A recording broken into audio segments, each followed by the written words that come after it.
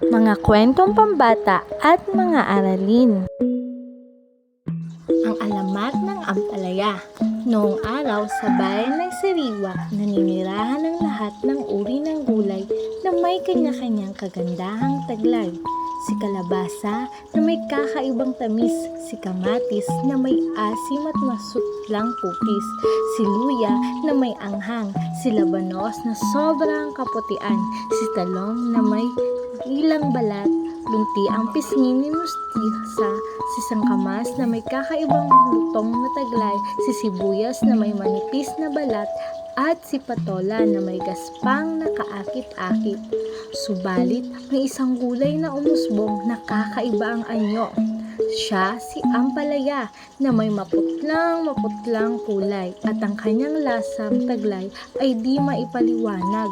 Araw-araw, walang ginawa si ampalaya kung hindi ikumpara ang kanyang itsura at lasa sa kapwa niya gulay, at dahil dito ay nagbalak siya ng masama sa kapwa niyang mga. Nang sumapit ang gabi, kinuha ni ampalaya ang lahat ng magagandang katangian ng mga gulay at kanyang isinuot. Tuwang-tuwa si ampalaya dahil ang dating gulay na hindi pinapansin ngayon ay pinagkakaguluhan, ngunit walang lihim na hindi nabubunya.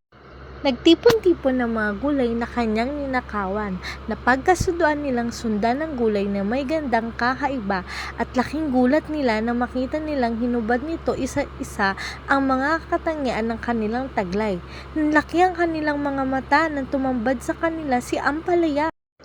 Nagalit ang mga gulay at kanilang iniharap si ampalaya sa diwata ng lupain. Isinumbong nila ang ginawang pagnanakaw ni ampalaya.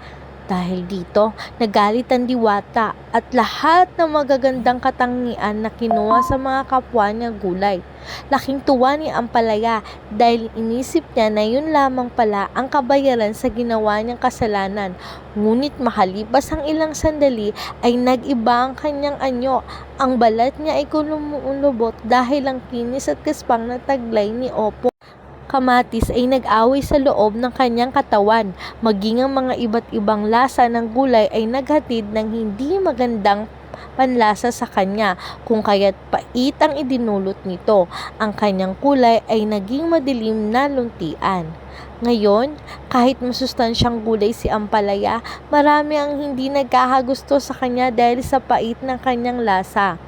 Aral, walang mabuting na idudulot ang inggit. Nilikha tayo ng Diyos na may iba't ibang katangian, kaya maging kontento tayo at iwasang ikumpara ang sarili sa iba. Salamat mga bata sa pakikinig, hanggang sa